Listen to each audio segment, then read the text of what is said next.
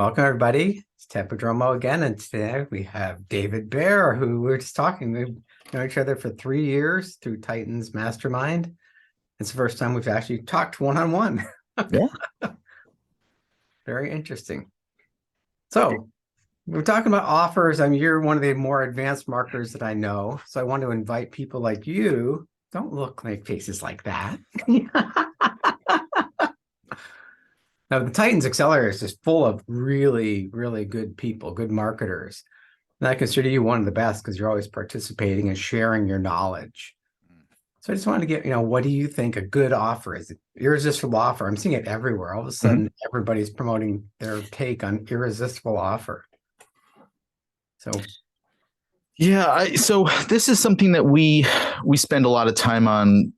I'm in the business of training marketing agency owners on how to think about a lot of things that they don't normally think about. And one of the things we talk about is how do you get this concept embedded into the work that you're doing with your client. And I'm shocked how few marketers actually think about or know about many of these core topics, right?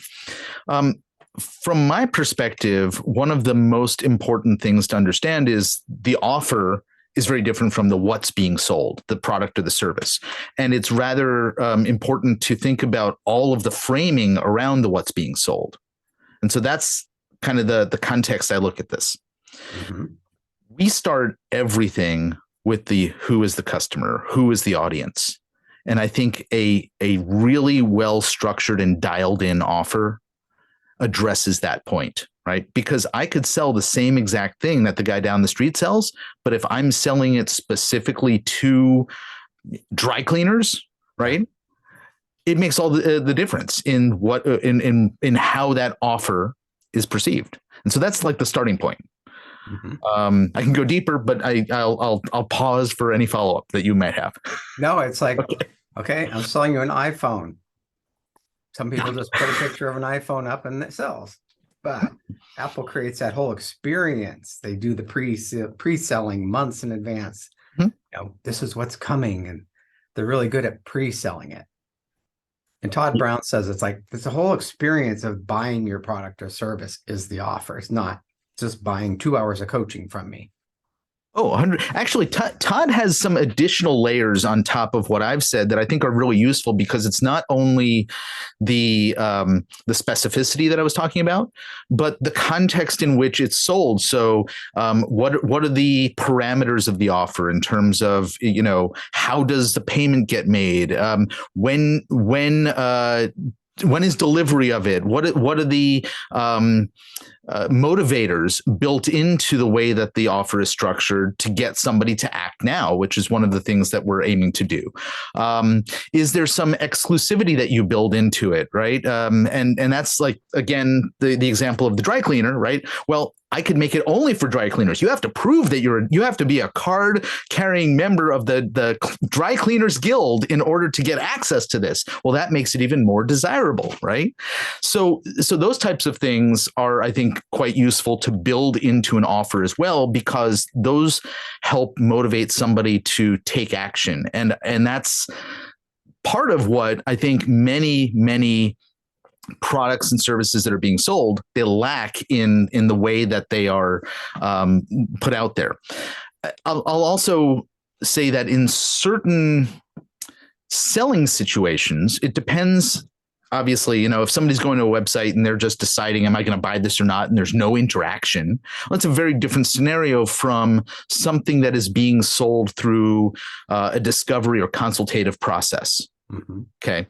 And in those situations where there's a conversation leading up to the sale, the presentation of the offer and the timing of that, and understanding what somebody needs to believe before they're going to say yes, well, that's also part of the offer, right? That's part of the structured extension of the offer, and thinking through all of those pieces are going to result in a better or worse conversion rate.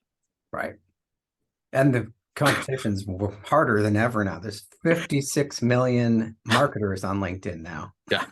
It's like, Everybody and the brothers become a marketer or a coach. I know. I get DM'd by every single one of them every day. Yes, exactly. Fill in the blank and they all copy each other. So if you create that unique experience from the beginning, yeah, they really get to know, like, and trust you. I just signed up for Amy Porterfield. She's doing a $47 how to build a course. And she used to charge $2,000 for it. Yeah. But I just wanted to go through her experience. I took a Facebook ad class maybe 10 years ago from her, and it was like one of her first classes. Wasn't great. But now this whole experience of even just signing up and the follow-up, and it's a first class experience all throughout. Very professional.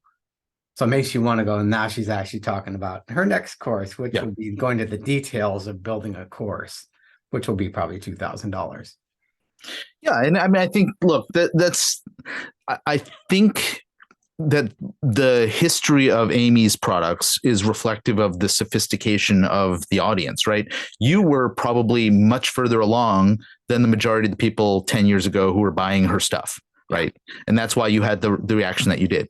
Now people are far more sophisticated in their understanding of how to sell or position themselves. And so whatever she has to offer at $47 needs to speak to a higher level of understanding of the environment. Actually, no. No, really? Very beginning. I just wrote about it yesterday in my email. Okay. Oh, I didn't open your email yesterday. Otherwise, those words would not have come out of my mouth. No, it's like I was thinking the same thing, because I was talking about I evolved over time as people got more sophisticated on LinkedIn. I tried teaching more advanced topics, but my book was attracting beginners. So I'm getting all these beginners into advanced classes, and they got overwhelmed. Okay. Amy has 12,000 people in the chat going while she's broadcasting live, and they're all beginners asking beginner questions. So it's like fascinating that she's attracted 12,000 beginners. Yeah. And so what is this $47 LinkedIn product? What is it? What is the promise that she has? Oh, it's just how to build a course.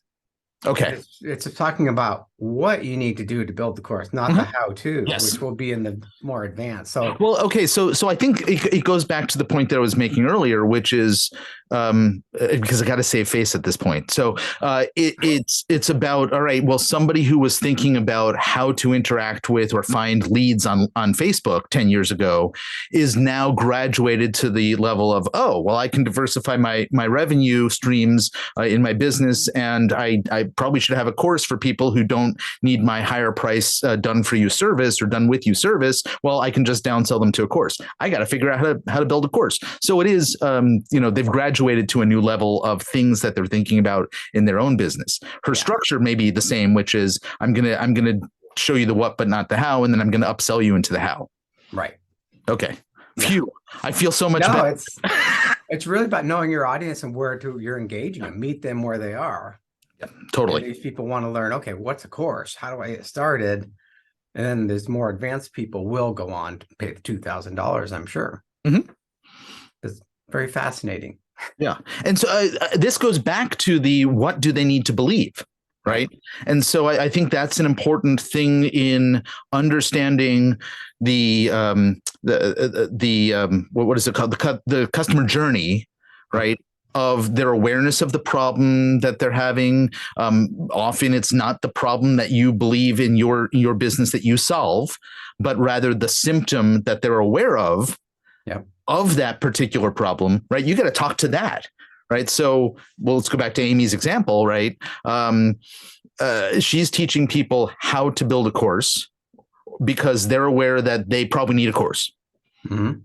But they don't really understand the benefits of having it or the positioning of the course or all of the opportunities that she's going to teach them about and expand their breadth of knowledge on that subject. Some of them are going to go, well, that was nice to know. Some of them are going to go, oh my gosh, there's so much more to this than I had ever thought about. I really need to have somebody hold my hand. Thank goodness she has this $2,000 offer for me.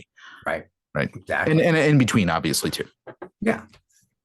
So the offer is so much more than just that course or that whatever. Yeah. Like I have an iPhone. It's 2 years old. They haven't compelled me to go trade mine in yet. Nor me, and I think I'm on 10, and 15 is just coming out as we're recording this. Right, exactly. Yes. Yeah, my other one was like 7 years old and it wouldn't do updates anymore. I had to upgrade. Yeah, but there was a class action lawsuit that took care of that, so we're good. Yeah. So offers are just so fascinating. There's so much more than people think. You talk to a lot of people too. Like, well, what's your offer? Like, well, I sell coaching services. Yeah. What's that? How many do I get? How much does it cost? What are the benefits? Well, here's the problem, though. Most people aren't going to ask those follow-up questions because the way that the offer was described was so inconsequential and boring that it didn't warrant somebody asking follow-up questions. Right. And like that is, I think, yeah, that's the key to having an offer that is, it doesn't necessarily need to be a Godfather offer, as Dan Kennedy used to describe it, right? Something that they can't refuse, but it has to be compelling enough that they want to know how it fit, why it even matters to them. Yeah. Like you have to have those offers for where there are different stages of the buying cycle. Yeah. And kind of work them up the ladder. Yeah. Great. Do you have anything else to add? We could go on for days talking. No, I could. I was looking at the time and I remember you saying, yeah, just a 10-minute conversation. So I think it's probably a good place to stop. Yeah. Okay. And what's your website? Tell people how they can get in touch with you and what's your website? Oh, sure. Folks can find me at Baer on Marketing. Baer is spelled Baer, just like my last name, onmarketing.com. And that'll give you a wealth of directions you can go from there to find out more about the stuff I work on. And I love your LinkedIn posts lately. You're really doing a great job. Thank you. And you probably know the secret if you were reading the chat the other day when somebody was commenting on that. 80% or more of that is AI generated. Yes. Which is great. I love it. Getting your name out there. Indeed. Thanks, Ted. Well, thanks for your time. Yeah. This has been fun. Okay. We'll see ya.